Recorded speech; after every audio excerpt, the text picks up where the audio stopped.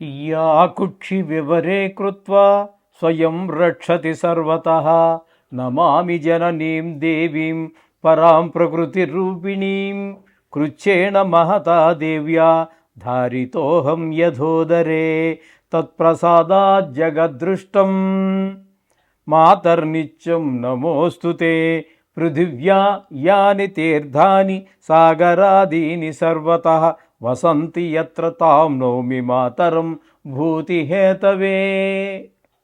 మాతృదేవో భవ పితృదేవో భవ. ఇప్పుడు మనము మార్చి నెల 2026 సంవత్సరంలో ద్వాదశ రాశుల వారికి గోచార ఫలితాలు ఏ విధంగా ఉన్నాయో సశాస్త్రీయమైన పద్ధతిలో మనం తెలుసుకునేటటువంటి ప్రయత్నం చేద్దాము. మీనరాశి వారికి మార్చి నెల 2026 సంవత్సరంలో గోచార ఫలితాలు ఏ విధంగా ఉంటాయో సశాస్త్రీయమైన పద్ధతిలో మనం తెలుసుకునే ప్రయత్నం చేద్దాం. ఇక్కడ మీనరాశికి అంటే జన్మంలోనే శని భగవాన్ యొక్క సంచారం జరుగుతోంది. అంటే ఏలినాటి శని మధ్యలో ఉన్నది. ఏ స్థానము? జన్మస్థానము. ద్వితీయ స్థాన సంచారాన్నే మనం ఏలినాటి శనిగా, 3 రాసుల సంచారాన్ని ఏలినాటి శనిగా చెప్పుకుంటూ ఉంటాం, షాడేశాంత్. కాబట్టి ఈయన జన్మంలో ఉన్నారు కాబట్టి ముఖ్యంగా ఆరోగ్యం మీద దెబ్బతీసే అవకాశం ఉన్నది. గాయాలు, శరీరానికి గాయాలు అయి తనుభావం అంటాం కాబట్టి గాయాలు అయ్యే అవకాశం ఉన్నది. ఆరోగ్యం దెబ్బతినేటువంటి అవకాశం ఉన్నది. చాలా జాగ్రత్తగా కాపాడుకోండి. అలాగే జన్మంలోనే శుక్రుడు 25 రోజుల పాటు సంచారం చేస్తూ ఉన్నారు. తదుపరి 6 రోజుల పాటు ద్వితీయ స్థానంలో శుక్రుడు జన్మంలోనూ ద్వితీయంలోనూ కూడా చాలా చక్కటి ఆలోచన విధానము అంతా బాగుంటుంది. ద్వితీయంలో ఉన్నటువంటి 6 రోజుల్లో కొంచెం ధనానికి లోటు లేకుండా చేస్తాడు. శుక్రుడు పూర్తి అనుకూలమైన ఫలితాలే ఇస్తూ ఉన్నారు. ఇక రవి యొక్క సంచారం ఒక 16 రోజుల పాటు జరుగుతున్నది జన్మంలో. కానీ ఆయన అసలు యాక్చువల్లీ నిజానికి కుంభరాశిలో 14 రోజులు ఉండే మీనంలోకి వస్తున్నారు కాబట్టి వ్యయ స్థానంలో కానీ జన్మంలో కానీ రవి శుభ ఫలితములను ఇవ్వజాలరు. అంచేత ఇక్కడ ఆయన కూడా ఇంచుమించుగా మన ప్రవర్తన, ఆలోచన అవన్నీ బాగా లేకుండా ఉండటం, వ్యయ స్థానంలో ఉన్నప్పుడు ధన వ్యయం జరగటం, ధన నష్టం జరగటం, అలాగే కారాగార శిక్షలు పడటం కొంతమంది దుర్మార్గులకి, ఇట్లాంటివన్నీ కూడా మనకి ఈ రవి యొక్క సంచారం సూచిస్తూ ఉన్నది. ఇకపోతే చతుర్థ స్థానంలో గురు సంచారం. ఈ చతుర్థ స్థానంలో గురు సంచారం శుభ ఫలితములను ఇవ్వజాలదు. విద్య విషయంలోనూ, తల్లిగారి ఆరోగ్య విషయంలోనూ, భూమి, గృహము, వాహనము, మన స్వభావము ఇత్యాది విషయాలన్నింటిలో కూడా కొంచెం ఇబ్బందికరమైన పరిస్థితులు గురువు కల్పిస్తూ ఉన్నాడు. దీని ద్వారా విద్యార్థులు కొంచెం జాగ్రత్తగా చదువుకోవాల్సి ఉంటుంది.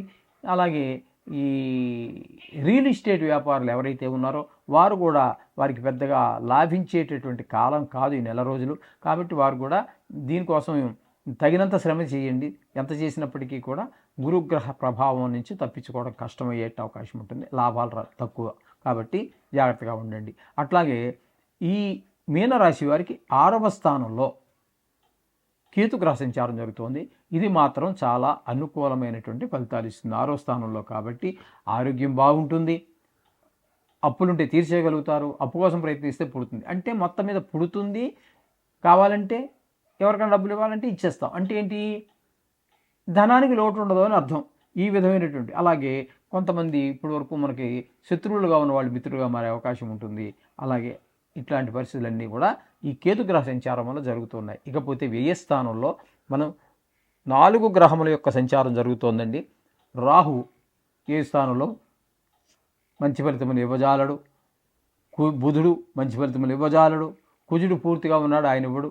రవి గురించి చెప్పుకున్నాము కాబట్టి రాహువు, కుజుడు, బుధుడు వ్యయస్థానంలో ఉన్న వాళ్ళందరూ కూడా ఇక్కడ మనకి ధన వ్యయము, ధన నష్టము, కళత్ర నష్టము, కారాగార శిక్షలు, శత్రుభయము ఇట్లాంటివన్నీ కూడా మనకి ఈ వ్యయస్థానంలో ఉన్నటువంటి రాహు, బుధ, కుజ, రవిల వల్ల కలుగుతూ ఉన్నాయి. మొత్తంగా మనం వీరికి చెప్పుకోవాలి అన్నట్టయితే శుక్ర భగవానుడు పూర్తి అనుకూలుడు. అలాగే కేతుగ్రహం పూర్తి అనుకూలం. 2 గ్రహాల అనుకూలత ఉన్నది. మిగతా గ్రహాలు అన్నీ కూడా ప్రతికూలతే కనిపిస్తూ ఉన్నది. కాబట్టి ఖచ్చితంగా మీరు నవగ్రహాలని ప్రసన్నం చేసుకోండి. అది శ్లోకాలే చదువుతారో, గుడికి వెళ్ళి చదువుతారో, ఇంటి దగ్గర ఉండి చదువుతారో, లేకపోతే గోమాతకి ఆహారాన్ని అందిస్తారో, అనేక రకాలు విష్ణు సహస్రనామం, లేకపోతే ఈశ్వరాభిషేకం, అలాగే సుందరకాండ పారాయణ, ఇవన్నీ అనేక రకాలు చెప్పబడ్డాయి మనకి నవగ్రహ బాధల నుంచి తప్పించుకోవటానికి. కాబట్టి అందులో ఏది చేసినా కూడా చాలా శుభప్రదమైనటువంటి ఫలితాలు పొందగలుగుతారు. దీన్ని ఆచరించండి, సర్వసుఖాలు పొందండి. శుభం భూయాత్. కలిస్తే ఆ గ్రహంతో పూర్తిగా ఆయన ఇచ్చేటటువంటి ఫలితాలు ఇవ్వడం ఆయన యొక్క సహజమైనటువంటి గుణం. కాబట్టి ఇక్కడ కుజుడున్నాడు, రవి ఉన్నాడు, రాహు ఉన్నాడు. మొత్తం మీద అందరికంటే ఎక్కువ ఆయన ఇచ్చేటటువంటి ఫలితం ఎవరిని అనుసరించి అంటే రవిని అనుసరించే ఎక్కువ ఫలితాలు ఉంటూ ఉంటాయి. కాబట్టి రవి ఇక్కడ మీకు 14వ తారీఖు వరకు మాత్రమే ఉంటున్నారు. అప్పటి వరకు ఇక్కడ అందుచేత ఇక్కడ ఏంటంటే మన బుధుడు పూర్తి ఫలితాన్ని ఇస్తూ ఉన్నారు. బుధుడు కూడా మనకి ఏకాదశ స్థానంలో పూర్తి ఫలితాన్ని ఇస్తున్నారు. ఇక రవి 14వ తారీఖు వరకు మీకు కుంభంలోనే సంచారం చేస్తున్నారు. అక్కడ వరకు ఏకాదశ స్థానం కాబట్టి ఆయన కూడా ధనానికి లోటు లేకుండా ఇక్కడ ఉన్నటువంటి రాహు, బుధ, కుజ, రవి 4 గ్రహాలు కూడా పూర్తి శుభఫలితాలు ఇస్తున్నారు, ధనానికి ఈ విధమైన లోటు లేకుండా. అయితే రవి మధ్యలో సంక్రమణం చెంది మీకు వ్యయస్థానం అయినటువంటి మీనంలో ప్రవేశిస్తున్నారు. అక్కడ వ్యయస్థానంలో రవి అనుకూలమైన ఫలితములను ఇవ్వజాలరు. అక్కడ ఆయన చేసే పని ఏంటంటే కొంచెం ధన నష్టం అయ్యేటువంటి అవకాశం, ధనం ఖర్చు అయ్యేటటువంటిది. అలాగే కొంతమందికి విదేశీయానానికి వెళ్ళేటటువంటి వారికి అనుకూలమైనటువంటి పరిస్థితి వచ్చినప్పటికీ కొంతమందికి దుర్మార్గులు కొంతమంది ఉంటారు కదండి. ఎందుకంటే ఇది రాశిగతమైనటువంటి ఫలితం. ప్రపంచవ్యాప్తంగా తీసుకుంటే సుమారుగా 70 కోట్ల మందికి వర్తిస్తుంది. కాబట్టి అందులో పరమ పూజ్యులు ఉంటారు, పరమ దుర్మార్గులు ఉంటారు. అటువంటి దుర్మార్గులకి కారాగార శిక్ష ఇట్లాంటివన్నీ పడేటువంటి అవకాశం ఉంటుంది. కొంచెం మనోవిచారం కూడా కనబడుతూ ఉంటుంది. ఈ విధమైన ఫలితాలన్నీ ఆ 15 రోజులు మాత్రం ఆ రవి ఇస్తున్నారు తప్పితే అక్కడ ఏకాదశి స్థానంలో ఉన్న 4 గ్రహాలు కూడా ఉన్న రోజులు మంచి అవకాశాలు, మంచి శుభఫలితాలు ఇస్తూ ఉన్నాయి. ఇకపోతే వ్యయ స్థానంలో శని పూర్తిగా ఉంటున్నారు. అంటే ఇది ఏలినాటి శని జరుగుతూ ఉన్నది మేషరాశి వారికి. నెలంతా కూడా అక్కడే ఉంటారు. ఆయన ఇంకా చాలా కాలం ఉంటారనుకోండి. మనం చెప్పుకుంటున్నాం మార్చి నెల ఫలితాలు కాబట్టి అక్కడే ఉంటారు. వ్యయస్థానంలో ఆయన ఉన్నప్పుడు ధన నష్టము, ధన వ్యయము, ధన నష్టానికి ధన వ్యయానికి చాలా తేడా ఉంటుంది. ఇదివరకు కూడా చాలాసార్లు చెప్పుకున్నాం. శత్రు భయము, అలాగే మనోవిచారము, కొంతమందికి కలతర నష్టము, కారాగార శిక్షలు ఇట్లాంటివన్నీ పడేటువంటి అవకాశం శని భగవాన్ యొక్క సంచారం వల్ల కనపడుతుంది. అలాగే ఇక మనం చెప్పుకున్నాం కదండి ఆల్రెడీ శుక్రుడు 25 రోజులు ఇక్కడ ఏ స్థానంలో ఉన్నప్పుడు మొదటే చెప్పుకోవడం జరిగింది. అది ఆయన 25 రోజులు ఏ స్థానంలో ఉన్నప్పుడు కూడా చాలా చక్కటి ఫలితాలు ఇస్తున్నారు.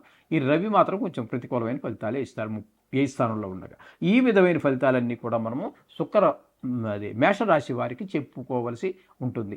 అయితే మొత్తంగా వీరికి చెప్పాలి అన్నట్టయితే శుక్రుడు పూర్తి అనుకూలంగా ఉన్నారు. అలాగే రాహువు పూర్తి అనుకూలంగా ఉన్నారు. శుక్రుడు, రాహువు, రవి పాక్షికంగా, కుజుడు పూర్తిగా. అంటే 4.5 గ్రహాలు మీకు అనుకూలమైనటువంటి 4 గ్రహాలు పైమాటే మీకు అనుకూలం ఉన్నది. కాబట్టి ఒక రకం కాదు బాగానే ఉన్నది అని చెప్పుకోవచ్చు మనకి వీరికి. ఈ విధంగా ఈ మేషరాశి వారికి మంచి ఫలితాలు వచ్చేటువంటి అవకాశం ఉన్నది. అయితే కొన్ని గ్రహాలు ప్రతికూలంగా ఉంటాయి. వాటికి మనం కొన్ని సంవత్సరాలుగా మనం చెప్పుకుంటూనే ఉన్నాం. నవగ్రహాలకు సంబంధించిన శ్లోకాలు కానివ్వండి, ఇక మీరు దేని దగ్గరికి వెళ్ళినా నవగ్రహాలకు సంబంధించి దీనికంటే పెద్దగానే ఉంటాయి కానీ చిన్నగా అయితే ఉండవు. విష్ణు సహస్రనామ పారాయణ అద్భుతం. కానీ అదంతా గంటసేపు దగ్గరగా 40 నిమిషాలు 50 నిమిషాలు ఉంటుంది అది. అలాగే ఈశ్వరాభిషేకం 1.5-2 గంటలు ఉంటుంది. అది ప్రతిరోజు మనం చేసుకోవాలంటే అది రోజు చేసుకునేటటువంటి ఇంట్లో పంచాయతనం ఉన్నటువంటి వారికి మాత్రమే సాధ్యపడుతూ ఉంటుంది. శివలింగం పెట్టుకున్నటువంటి వారికి అది దానికి నమ్మక చమకాలు ఇవన్నీ రావాలి. మీకు వచ్చినా రాకపోయినా విద్యావంతులు కాకపోయినా కూడా మీకు అన్నిటికీ కూడా ఈ నవగ్రహ మంత్రాలు చాలా సూక్ష్మంగా మనకి సత్ఫలితాన్ని ఇచ్చేటువంటి అవకాశం ఉన్నది. కాబట్టి నవగ్రహాలు పూజించండి, సర్వశుభాలు పొందండి. శుభం.